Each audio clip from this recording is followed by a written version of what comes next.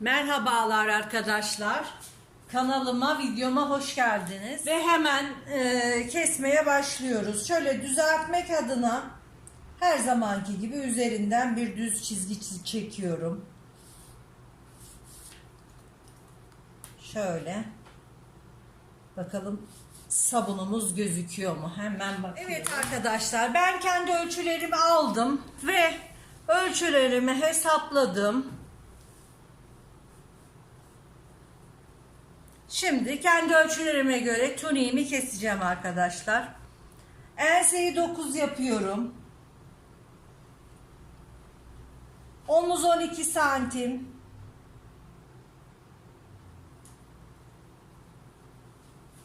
Ve hemen omuz başından aşağıya 44 santim düşüklüğümüzü iniyoruz. Mezrumuzu hiç kaldırmadan 20 santim olan kalça düşüklüğümü iniyorum. Ve model boyumu işaretliyorum. Şöyle 85 santim düşünüyorum model boyunu. Evet arkadaşlar, kumaşlarımızı her zaman alıyoruz. Önce yıkıyoruz ve sonra ütüleyip ondan sonra kesiyoruz. Ben çiziyorum. Kalça çizgim, bel çizgim, 44 santim indiğimiz yer. Evet arkadaşlar, kol evini bir hatırlayalım, nasıl buluyorduk. Şimdi omuzdan aşağıya 44 santim indik ve belimizi bulduk. Bunu ikiye bölüyoruz. 44 bölü 2 22 santim. 1 santim de ekliyoruz. 23 santim kol evimiz. Ama nereden ölçüyoruz? Omuz düşüklüğünden sonra 3 santim omuz düşüklüğü yapıyorum. Ve buradan sonra 23 santimi işaretliyorum. Bu 23 santimi düz olarak çiziyorum. Ve buraya göğüs ölçümü, göğüs hattı ölçümü yerleştireceğim. Yani beden ölçümüzü yerleştireceğiz. Benim göğüs ölçüm 106 santim. 4'e bölüyorum. Bolluk payı ilave ediyorum 2 santim ve 28 santimi şuradan göğüs ölçüsü, beden ölçüsü olarak yerleştiriyorum arkadaşlar. Bele gelince 2 santim oturtturma yapmak istiyorum. 2 santim içeri giriyorum, 26 santim. Kalçam ise 4'e bölüyorum. Bolluk paylarını veriyorum ve şu şekilde 31 santimden çalışıyorum. Etek ucunda da 3-4 santim açma yapıyorum. Çünkü tuniğimin biraz çan gelmesini istiyorum. 34'ten de şöyle işaretliyorum. Şimdi öncelikle şöyle bel çizgimi ayarlıyorum. Cetvelimi çeviriyorum. Basenimi çiziyorum. Ve şu şekilde geldiği gibi tuniğimi, etek ucu çizgisini, kol evimi çiziyorum. Bu arada arkayı ve önü beraber çalışıyoruz. Kumaşımızı 4 kat yaptık. Önce 2'ye sonra 4'e katladık. Başta söylemeyi unuttum arkadaşlar. Kapalı taraflar benden tarafta, açık kenarlar ise bu tarafta. Şimdi hemen kol evimi çiziyorum. Arkaya göre kesimimizi yapıyoruz. Ön değişiklikleri her zamanki gibi sonradan yapacağız. Evet, şimdi gördüğünüz gibi tuniğimiz hazır. Bakın, şimdi etek ucumuzu ölçüyoruz arkadaşlar.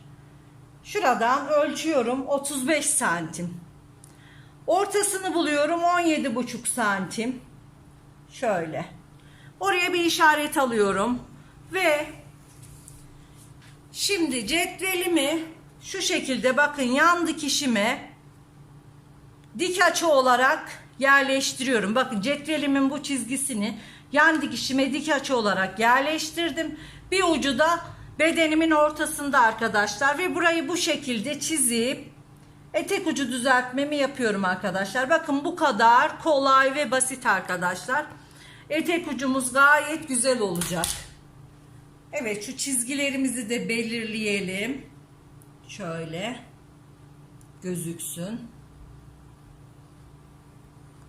Evet. Şimdi tuniğime 1 santim dikiş payı vererek kesiyorum. İkisini bir de eşit şekilde. Ensemizi 3 santim şu şekilde oyuyoruz. Ve türevime birer santim dikiş payı vererek kesiyorum. Çünkü ben overlock'ta dikiyorum. 1 santim dikiş payı yeterli geliyor arkadaşlar.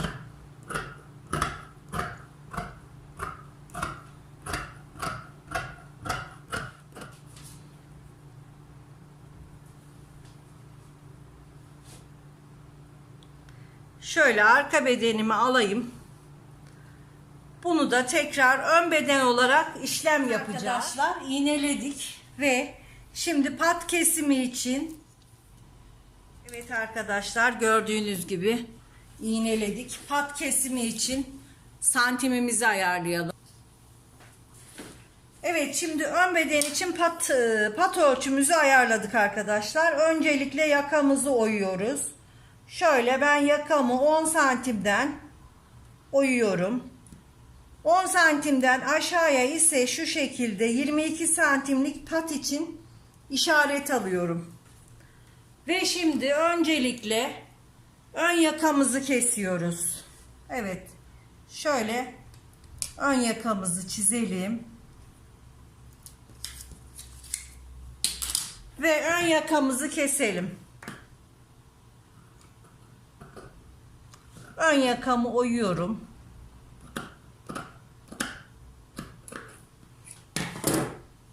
Evet. Şimdi ön omuz için 1 santim düşüklüğümü yapıyorum. Omuzdan 0 girip şöyle düşmemi yapıyorum. Ve tekrar kol evi için omuzdan 0 girip oyuntumuzu tamamladıktan sonra 0 çıkıyorum. Evet, şimdi pat için böyle çok az milim olacak şekilde kesiyoruz.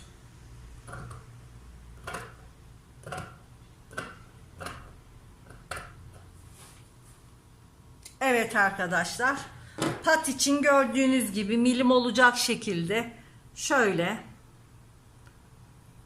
kestik. Ve ön bedenimize 3 santimlik pat kesip pat ayarlayacağız arkadaşlar. Şimdi ön bedenimi kaldırıyorum. Arka bedenimi de şöyle katlayıp kaldırıyorum. Kolumuzu keseceğiz arkadaşlar. Hemen kolumuzu alalım. Şöyle. Ben pazı ölçüme göre kumaşımı ayarlayayım. Şöyle kol boyumuz 65 santim.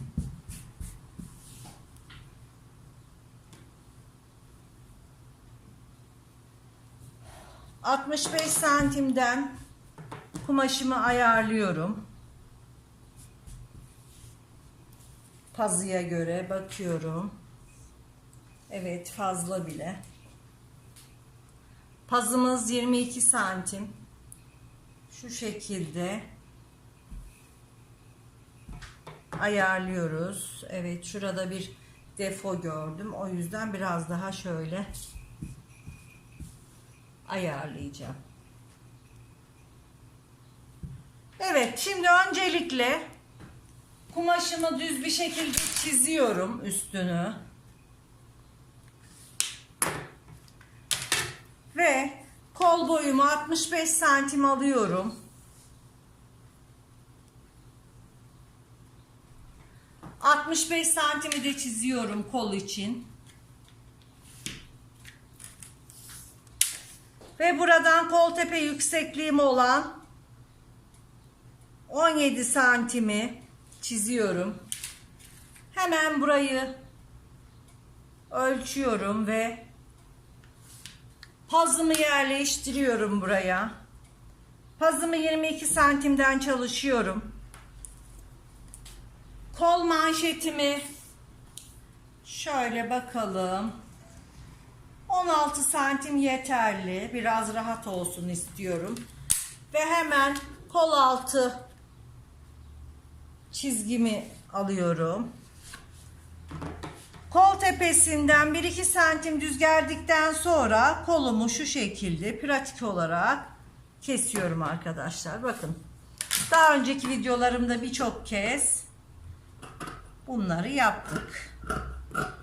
Yine de şöyle bir tekrar olsun diye paylaşmak istedim.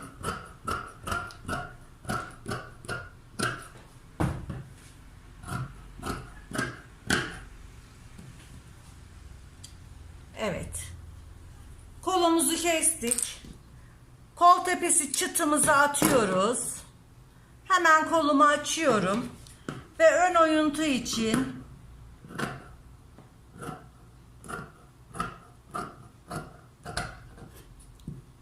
şuraya bir çıt atıyorum. Şuradan 3 santim pat için çizgi çizdim. Bakın şöyle. Tam 3 santim çizdim. Ve ön bedenimi buraya yerleştiriyorum. Nasıl yerleştireceğim? Şimdi bakın. Şu şekilde.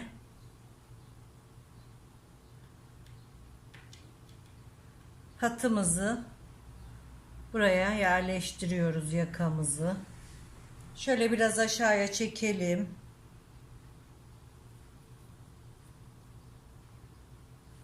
Kestiğimiz yerden şu şekilde 3 santimden yerleştiriyoruz. Ve yakamızı çiziyoruz. Omzumuzu da çiziyorum. Patımın bittiği yerden aşağıyı da çiziyorum. Şöyle biraz fazla bırakacağız. Şöyle. Şimdi bakın. Önce yakamı oyuyorum. Omzumu kesiyorum. Ve şuradan kesiyorum. Evet arkadaşlar, hem pervaz hem patımız şu şekilde. Bakın, omuzdan şöyle bir miktar bıraktıktan sonra şöyle yuvarlıyorum.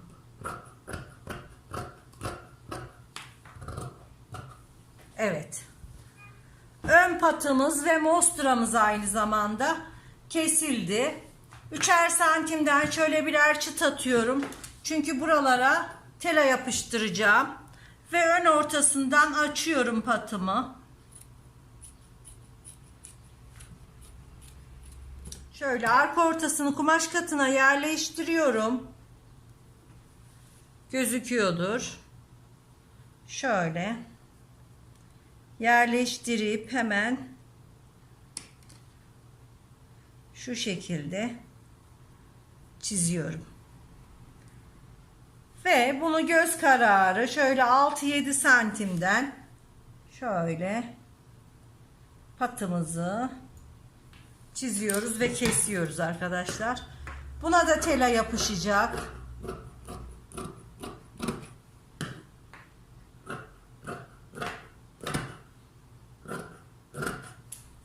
Evet, kesimle işimiz bitti arkadaşlar. Evet arkadaşlar. Şimdi patımız dikmeye hazır arkadaşlar. Bakın. 3 santimden kestiğimiz yere telamızı yapıştırdık ve bunu şöyle kestiğimiz yere iğneliyoruz arkadaşlar. Bakın.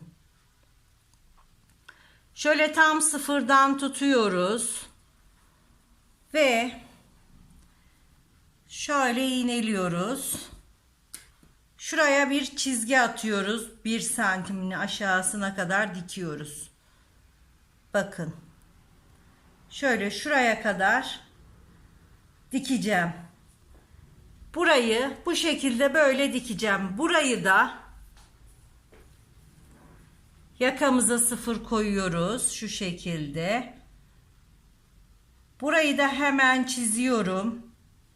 Aynı şekilde. Buralara kadar aynı şekilde dikeceğiz arkadaşlar. Bakın. Size göstermek istiyorum ama inşallah kamera açım gösterecek. Bakın, hem tutup hem çekebilecek mi bakalım. Şimdi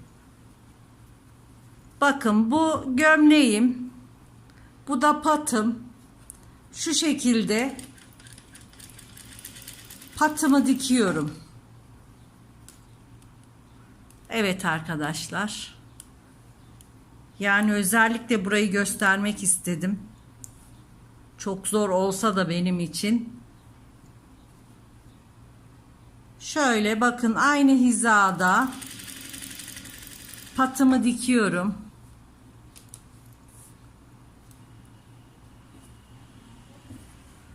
Şöyle tutuyorum.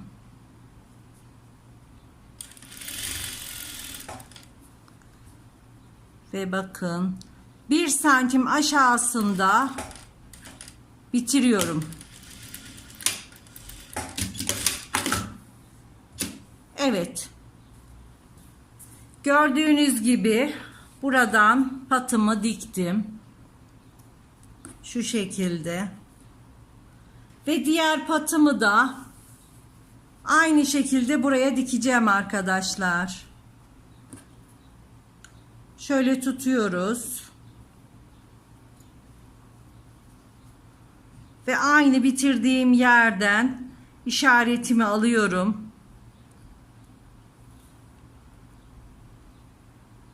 Aynı yerden hemen dikmeye başlıyorum. Hem telefonu tutuyorum hem dikiyorum. Çok zor oluyor o yüzden arkadaşlar. Size gösterebilmek adına.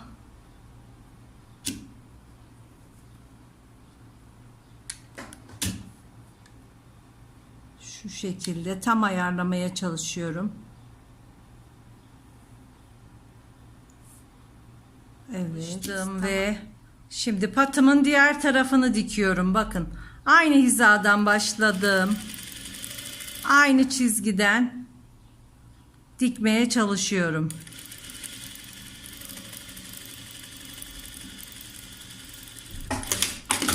Evet arkadaşlar, bu tarafımızı da diktik. Şimdi bu patlarımızı bu şekilde içeriye alacağız. Bakın. Köşelere çıt atacağız. Bu diktiğimiz yere çıt atacağız. Ve patımızı çevirip dikeceğiz. Bu işlemlere masada devam edelim. Evet arkadaşlar, şimdi bakın 2 patımızı da diktik. Şu şekilde. Ve şöyle açıyoruz. Diktiğimiz yerlere buradan çıt atıyoruz tam dibine kadar, dikişi kesmeden. Buraya da çıt atıyorum. Ve şimdi çeviriyoruz arkadaşlar. İnşallah anlaşılır olmuştur. Bakın şöyle yerleştirdik. Burayı diktik. Burayı da eşit bir şekilde eşit paylarla diktik. Bunu böyle içeri alıyoruz. Patımızı. Burayı da böyle içeri alıyoruz.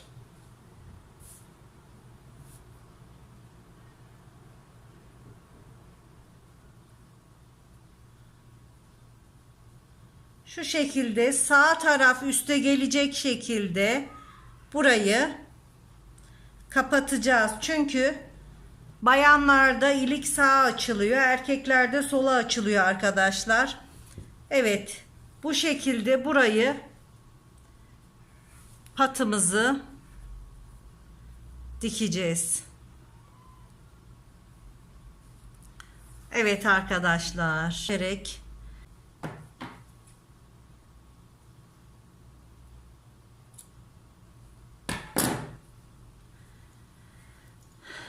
Evet. Şimdi burayı böyle bu şekilde devam ediyoruz. Tuniğimin omuzlarını dikeceğim. Kolu takacağım, yanı kapatacağım ve tuniğim bitecek arkadaşlar. Bakın. Patımız bu şekilde.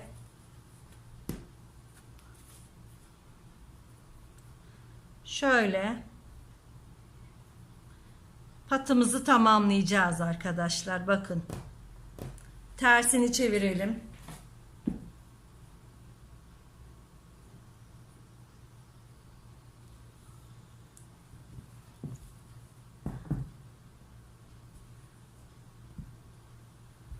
Bir iğne atalım oraya. Bakalım yönümüz doğru mu bu şekilde. Evet arkadaşlar, yönümüz doğru. Şimdi ben bunun üzerinden bakın şu kenarlardan çima dikişi atacağım. Şuraya çima dikişi atacağım ve böyle döneceğim ve patım bitmiş olacak. Ama öncelikle omuzlarımızı dikip ense biyemizi takacağız. Daha sonra burayı şuradan şu şekilde kapatacağım arkadaşlar. Bakın. Burayı bu şekilde kapatacağım. Ben omuzlarımı dikeyim. Çima dikişimi atayım, omuzlarımı dikeyim. Ve bluzumun bitmiş halini paylaşacağım sizlerle arkadaşlar. Bakın patımızı anladık. Gördüğünüz gibi bakın. Şuradan çima dikişi, buradan çima dikişi, şuradan dikeceğim. Evet, tamam arkadaşlar. Bakın gördüğünüz gibi patımız çıktı arkadaşlar. Bakın şu şekilde ve arkası bu şekilde patımız bitti. Üstünden çimalarını gittim. Yakamızı diktik buralarını. Şimdi ensemizin pervazını takacağım. Omuzlar, kollar, yanlar bitecek arkadaşlar. Bu videoda size bu patı göstermek istemiştim. İnşallah becermişimdir arkadaşlar. Evet arkadaşlar, patlı tuniğimiz bitti. Gördüğünüz gibi pat detayı. Bakın arkadaşlar. İlik düğme yapamadım çünkü çok uzun olmasını istemedim videomuzun. Yeterince uzun oldu zaten. Evet arkadaşlar, gördüğünüz gibi isteğinize göre patlı tuniğimizi kestik ve diktik. Hoşça kalın, sağlıkla kalın.